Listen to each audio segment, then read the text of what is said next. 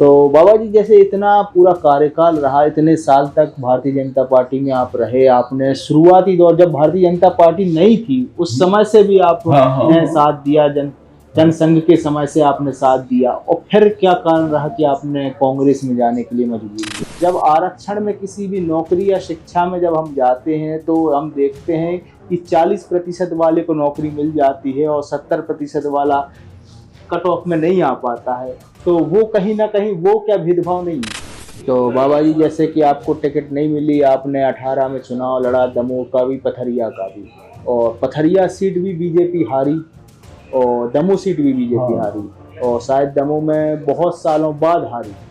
तो फिर ये क्या बताओगे कि सब हमारे तो हम दूसरी बात कहते कि भाई आप हमें तो हम बताते थे, अब हमने अपनों हाथ फैसले होते हार गए।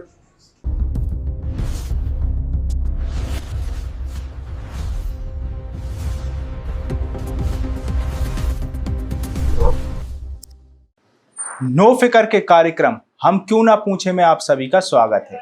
और आज हमारे जो मेहमान हैं वो पहले सांसद रह चुके हैं, विधायक रह चुके हैं और अब राज्य पिछड़ा वर्ग आयोग के अध्यक्ष हैं, कैबिनेट मंत्री के रूप में इनसे हम बात करेंगे।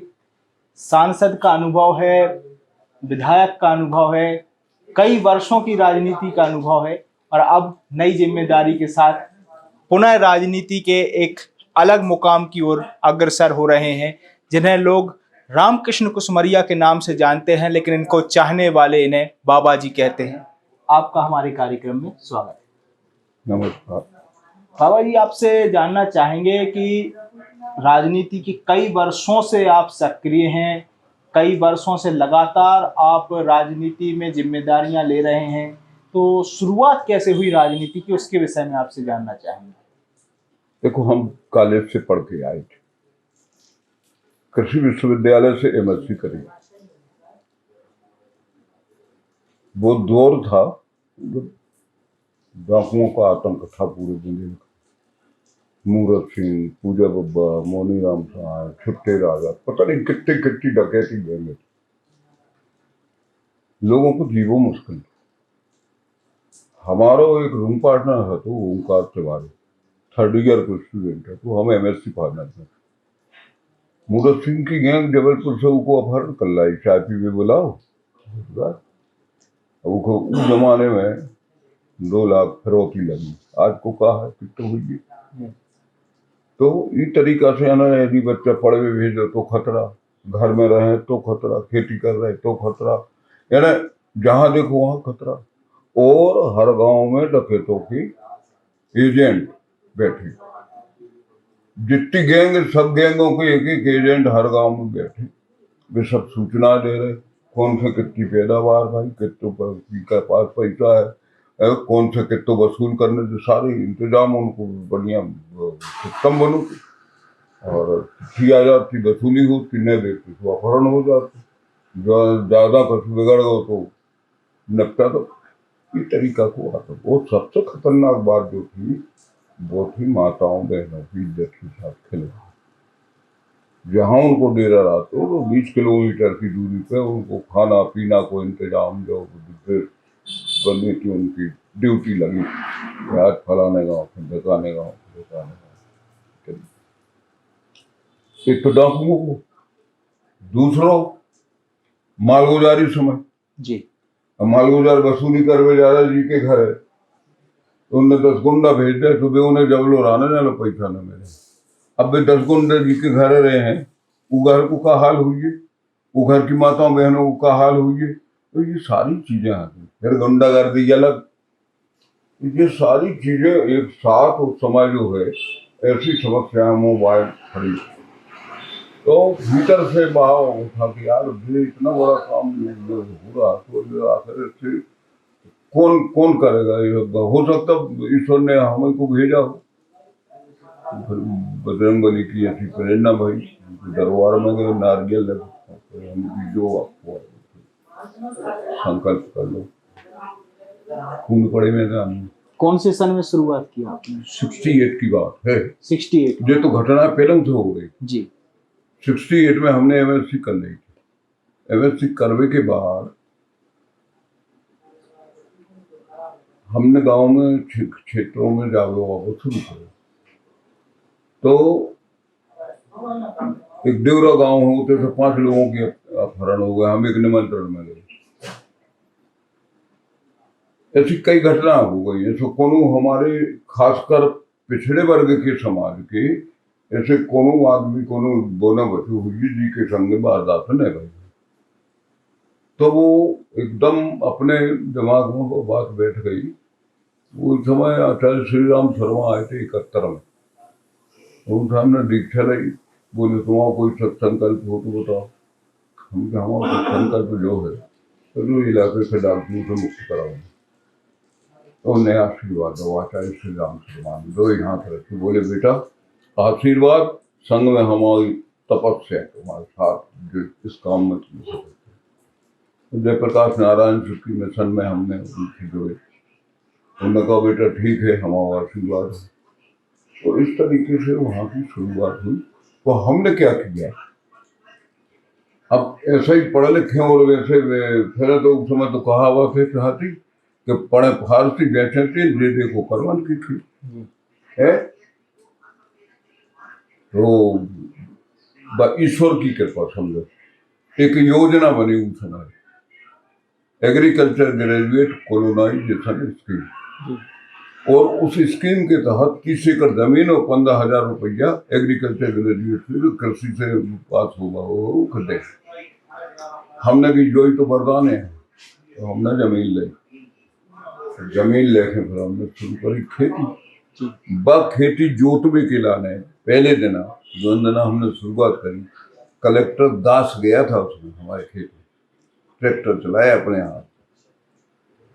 उससे क्या हुआ कि चारों तरफ संदेश हुआ भाई को पढ़े लिखे आओ, अधिकारी आए। अब कलेक्टर जो है तो एसपी जो है और भी अधिकारी जो है संगे। और जब हम खेती जो वो शुरू करो है तो भी एग्रीकल्चर के अधिकारी तमाम लोग जो है तो पहुंचे, जनता भी पहुंची। तो धीरे धीरे धीरे धीरे लोगों का मनोबल बढ़ा, उनका मनोबल बढ़ा, डाकुओं का मनोबल गिरा। उन्हें वो अड्डा छोड़ना पड़ा। वो हमने आबाद कर लो, जंगल काट लो, साफ कर लो, खेती कर लो। राजमाता सिंधिया आई, हमारी विषय में जो चर्चा गई उठे वो चर्चा गई कि एक लड़का पढ़ लिखे आओ खेती कर रहे हो। तो मैं पिताजी से मांगी, बोले हमें तुम्हारा किसी को चाहिए जनसंघ की लाइन 72 को चुनाव जनसंघ से पहली बार सन 72 में। हाँ। तो चुनाव तो हम हार गए। कुंज बिहारी लाल गुरु से चुनाव लड़े थे। कुंज बिहारी लाल गुरु अध्यक्ष कोऑपरेटिव बैंक, पूर्व में राजस्व मंत्री मध्य प्रदेश शासन। और वे उस समय आपको मालूम जो वे घपला भाई थे, गुलाबी चना कांड, तुम्हारा राहत घपला कांड और टाट पट्टी कांड, ये 3-4 कांड हुए। तो गुलनी के राहत घपला कांड के हीरो यही है राजस्व मंत्री कुंज बिहारी लाल।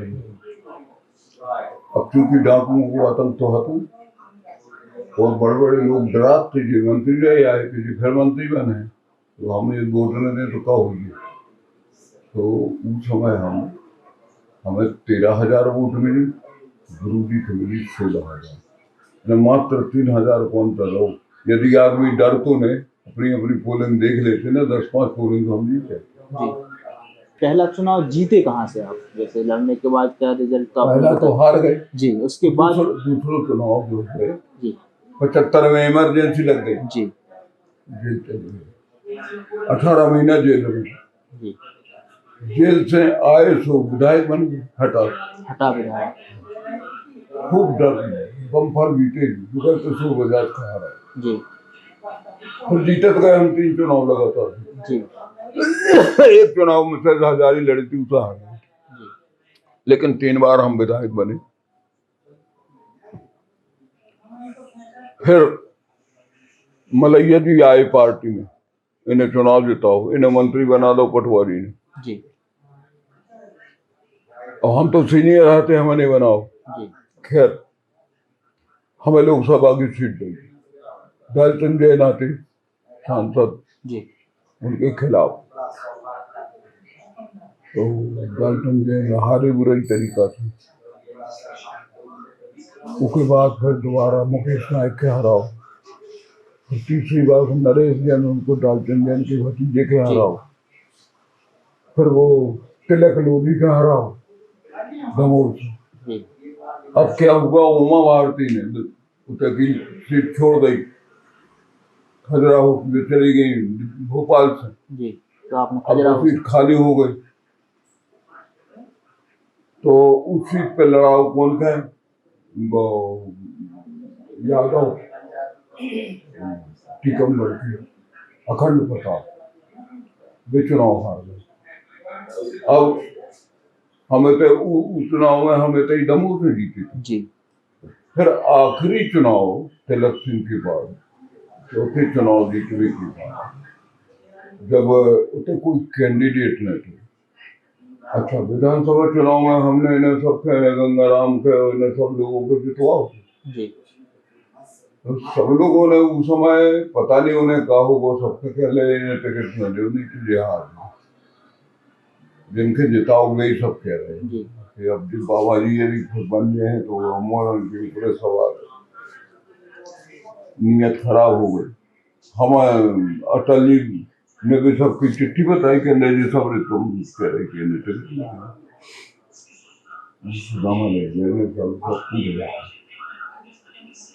तो अटल जी बोले तुम एक काम करो, खजुराहो से तुम आओ, सत्यव्रत चतुर्वेदी के हराओ। सत्यव्रत चतुर्वेदी तो बहुत बड़ी चीज है। सत्यव्रत चतुर्वेदी हारी। अब उसके बाद फिर कब उमा भारती ने नई पार्टी बनाई, तो उमा भारती ने नई पार्टी बनाई तो शिवराज जी बोले कि बाबा जी अब तो बुंदेलखंड गो, अब क्या करो जाए, तुम्हें तो विधानसभा लड़ना पड़े। तो उनने हमें फिर पथरिया बनाओ, वो चुनाव लड़ाओ, पथरिया जीते, कृषि मंत्री बनाओ, काम करो। अब वो के बाद फिर हमारे से ले जाती है, उन्हें हमें कहाँ राजनगर भेज दो, पथरिया देते भाई, तुम्हें ना बुलाओ तू, और हमने देता हो और एग्रीकल्चर मिनिस्टर होके अच्छे काम करे तो दोबारा एक बार और सीट देते पथरिया, कहाँ भेज दो हमें खजुराहो। अब वो तो अपने पराय सब हमारे खिलाफ लग गए हर वाले जी, तो बहुत हर दे जीजा था, जीजा दे बड़ी भेजे ने निपटा तो बाबा जी, एक और बड़ा घटनाक्रम जैसे कि आपकी ये पूरे कार्यकाल के बाद रहा, जैसे पथरिया में आप जीते, हाँ, और उसके बाद फिर जब चुनाव के लिए आपने फिर दावेदारी की तो उसमें आपको टिकट नहीं दी गई, और फिर आपने एक बार 2018 में दमोह से भी चुनाव लड़ा और पथरिया से भी चुनाव लड़ा। हाँ, तो क्या कारण रहा कि आप वही हमने कहा ना कि हमें राजनगर से हम हार गए जी, तो अब जब जो 18 को चुनाव आओ तो जनता की मांग है कि बाबा जी टिकट, अब इन्हें हमें टिकट नहीं दी, तो वो थोड़ी हार्ट टाक भी हो गई थी। जो अध्यक्ष है तो उनने जरा बेइज्जती जैसी कर दी थी, तो फिर उनको जवाब देने की लाना मुझे तो नहीं कि इतनी औकात है तुम्हारी जो सरकार हो रहा है, हिंदी सरकार की हालत खराब है और सरकार नहीं बन रही आपकी, बोले क्योंकि आप हमें कहूँ से एक सीट दे रहे, बोले सीट भी जिता दे सरकार भी, कहने तुम्हारी इतनी औकात, बस एक शब्द पे ना हम तो पहले तो हम औकात तो बाबा जी जैसे कि आपको टिकट नहीं मिली, आपने 18 में चुनाव लड़ा, दमोह का भी पथरिया का भी, और पथरिया सीट भी बीजेपी हारी और दमोह सीट भी बीजेपी हारी, और शायद दमोह में बहुत सालों बाद हारी। हाँ, तो फिर ये क्या हम जिताओगे कि सब हमारे लोगों में तो हम इतनी बात कहते कि भाई आप हमें तो हमारे जिताते थे, अब हमने अपनों हाथ फैसला हार गए। तो बाबा जी जैसे इतना पूरा कार्यकाल रहा, इतने साल तक भारतीय जनता पार्टी में आप रहे, आपने शुरुआती दौर जब भारतीय जनता पार्टी नहीं थी उस समय से भी आपने साथ दिया, जनसंघ के समय से आपने साथ दिया, और फिर क्या कारण रहा कि आपने कांग्रेस में जाने के लिए मजबूर हुए? नहीं वो ज्वाइन नहीं करी, सवाल हमने बताओ ना कि हमारी बेइज्जती करी उन्होंने, वो सांसद दिए थे, वो लोग भी, तुम्हारी इतनी औकात तो सरकार बनाओगे, अब ये औकात का मतलब तो आप जानते हैं। जी। फिर हमने कहा भैया पहले हम औकात बता रहे हैं, औकात देख लीजिए फिर विचार करिए हमारे साथ। तो सरकार चली गई, कमलनाथ मुख्यमंत्री बन जी। अब बाबा जी आपसे जानते कि आप कृषि मंत्री रहे, कृषि से आपने शिक्षा भी प्राप्त की और कृषि के विषय में आप बहुत जानकार भी हैं, लेकिन आज भी बुंदेलखंड का किसान कई बार हम देखते हैं कि परेशान है, चाहे वो फसल के लिए हो चाहे खाद के लिए हो, उसे प्रॉपर सरकार के द्वारा व्यवस्था नहीं की जाती। वो फसल बेचने जाता है तो व्यवस्था नहीं है, खाद के लिए जाता है तो व्यवस्था नहीं, क्या कारण देखते हैं? अब कारण तो वैसे तो सरकार की तमाम सब किसान के लाने है और मदद कर ही रही किसान के लाने, सिंचाई की सुविधा जुटा रही है, खाद भी सब दे रही समय पे, रेट भी अच्छे दे रहे, सब कर रहे हैं। अब क्षेत्र बड़ो है और नेचुरल कैलेमिटीज जो है वो सबसे ज्यादा किसान के दुखता है। नेचुरल कैलेमिटी मतलब ओला, पानी, तुषार, बरसात, बाढ़, पशुओं के पर खा जाओ, जो हो जाओ, ये इन समस्या जो है इनको यदि सरकार भी ध्यान दे ले तो किसान को हैरान फसल को सही मूल्य दे दे। गांव में जो है उद्यमता बढ़ावे के लाने छोटे छोटे उद्योग, गांव वाले उद्योग खोले। अब गांव की तो उद्यमता खत्म हो गई, गांव की सब आदमी भग रहे, दिल्ली भग रहे, पंजाब भग रहे, तो वे कहूँ बाहर ना जाते खेती में काम करें, किसानों को भी मजदूर मिले, खेती बाकी हो। तो बाबा जी जैसे कि आपका इतना अनुभव है इतने वर्षों का, तो आप बुंदेलखंड क्षेत्र को देखते आ रहे हैं लगातार, आपने जैसे पलायन की चर्चा की, आज भी हमारे बुंदेलखंड के युवा रोजगार के लिए बाहर पलायन करते हैं, क्या कारण है कि उनको बाहर जाना पड़ रहा है? कारण यही है कि हम ग्रामीण उद्यमता डेवलप नहीं कर पा रहे। गांव में आपको मालूम है, गांव में साहू समाज के लोग वो घानी लगा दे, हमारी तिली पैदा हुई तो वो तेल वहीं निकाल दे, आज वो खत्म हो गया। धान दरवे को सिस्टम नहीं है, अब धान हमने पैदा करी तो जाओ तो मशीन से दरवा बेटे हटा में पैदा करी तो आओ दमो जाओ पटेरा जाओ, कहाँ कहाँ लगी होते जाओ। यानी ये संसाधन जो है जो वहाँ ग्रामीण स्तर पर, हाँ बिजली तो है जी, गाँव गाँव बिजली है, तो फिर जो संसाधन जो था लोगों के वो उद्यमता उते ग्रामीण उद्योग जो है पहले था जो वो उसको यह था, अब कारपेंटर है तो भगया है, कोनो बड़ा ही नहीं है उठे गाँव में, लोहार नहीं है गाँव में, हल बखा की 5 बजा देते, हल ठीक कुसिया ठीक कर देते, जो कर देते, जो तुम्हारे ट्रैक्टर के पंजा वगैरह जो सब कर लेते, लेकिन अब गांव में उद्यमता नहीं बची, गांव छोटे आदमी भग गए, जो स्कल्पटर लोग थे जो सब भग गए गाँव छोड़। तो बाबा जी जैसे गांव हो या शहर हो, हमने एक समस्या बड़ी देखी है, गाय की समस्या, कि गांव हो या शहर हो, सड़कों पर गाय आज भी परेशान। बहुत सरल उपाय है, उस समय हमारी बात उसने मान ली थी, भूपेश पटेल ने छत्तीसगढ़ में जी, गाय का गोबर गोमूत्र खरीदने लगे, लोगों ने गाय अपने घरे बांध दी जी, जो कर दे गोमूत्र गोबर खरीद ली। लेकिन वर्तमान सरकार के कई बताते हैं कि हम ऐसी ऐसी योजनाएं चला रहे हैं, लेकिन हम देखते हैं योजनाएं तो वो उनको कोई ठिकाना नहीं है, लेकिन हर गाय घर घर में गाय जो है, जैसे हमारे पास 5 गाय हैं तो 10 रुपये किलो गोबर खरीदो, 5 धाम कितने हो गए, 550 50 60 100 200 रुपया रोज मिले हैं गौमूत्र गोबर के, जी और उत्ते को भूसा उसा ले खवा है, बांध ले अपने घर।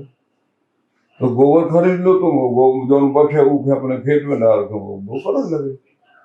तो ये सारी बातें जो है यदि कर देवे तो फिर ठीक बन जाएगा।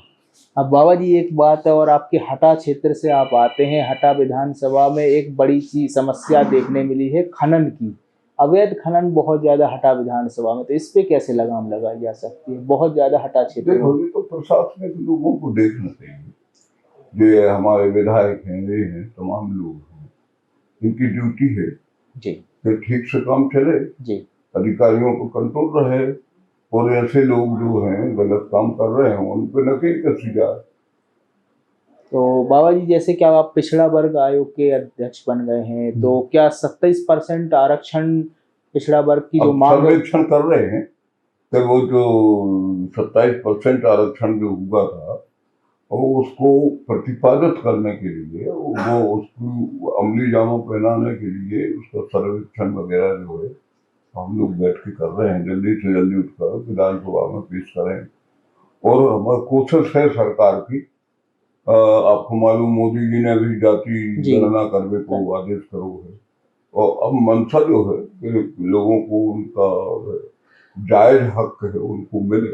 जैसे हर पार्टी राजनीति में ये कहती है कि आरक्षण की बात करती है, जातिगत जनगणना की बात करती है, लेकिन आज तक किसी भी पार्टी या किसी भी नेता ने ये नहीं कहा कि जातिवाद खत्म करें, या फिर ये बात भी नहीं होती है कि जातिगत जनगणना की जगह। सवाल जो है जो हमारे मन में भेद है, एक तरफ तो हम कहते जीव ईश्वर अंत जीव अविनाश, भगवान और जीव में कोई अंतर नहीं है, एक है।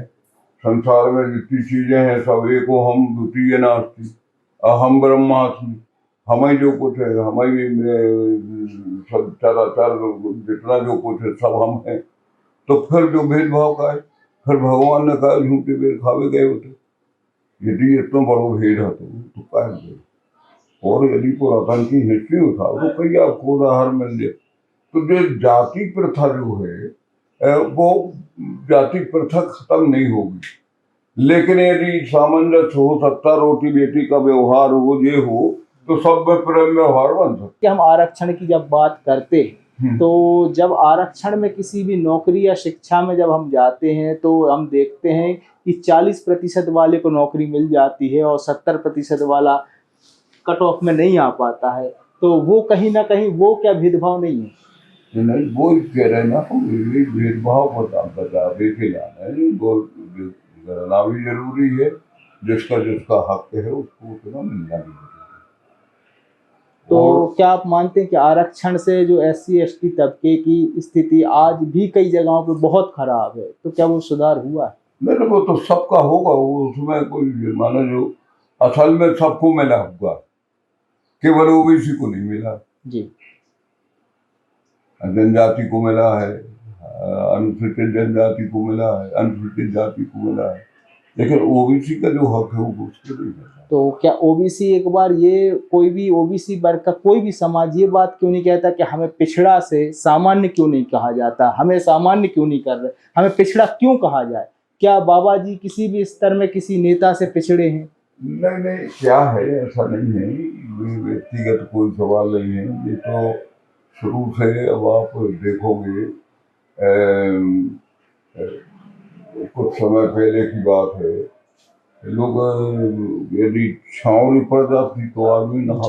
बिल्कुल, आज भी है ऐसी स्थिति। फिर अब दिक्कत क्या है ना, आज भी जो ये घृणा वाला विषय है ये त्यागना पड़ेगा लोगों को। जैसे मोदी जी ने साफ सफाई का इंतजाम किया, स्वच्छता का इंतजाम किया। पहले तो ठाकुर ब्राह्मण को कुआ है तो उनको पानी में भर सका। ये सारी बातें जो एक जबरदस्ती को गलत दूर करने की आवश्यकता, अपने आप ठीक हो जाए।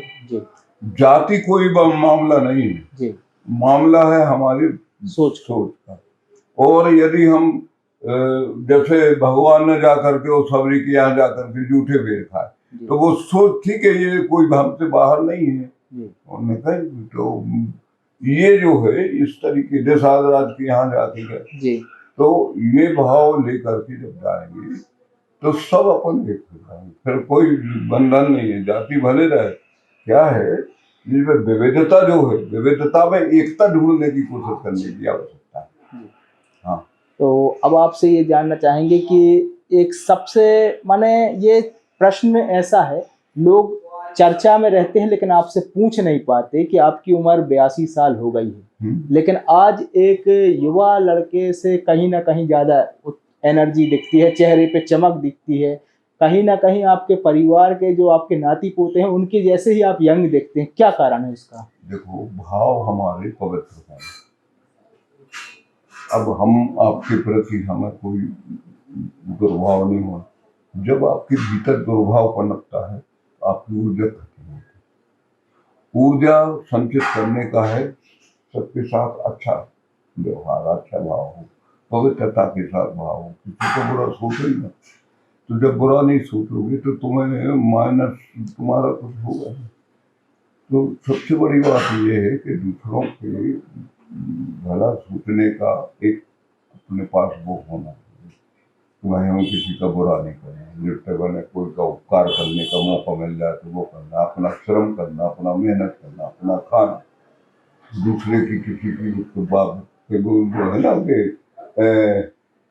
मत ललचाओ जी, रूखा सूखा खाए की, ठंडा पानी की, देख बेरानी चूक ले, मत ललचाओ जी, मेहनत करो, फ्री फंड में दूसरे को खावे की काय सोच रहे।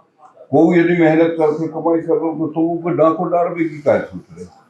भाई तुम भी उतनी मेहनत करो ना, वो कम्पीट करो ना, उससे आगे जाओ, तुम्हें को रोक रहो, ये भावना है।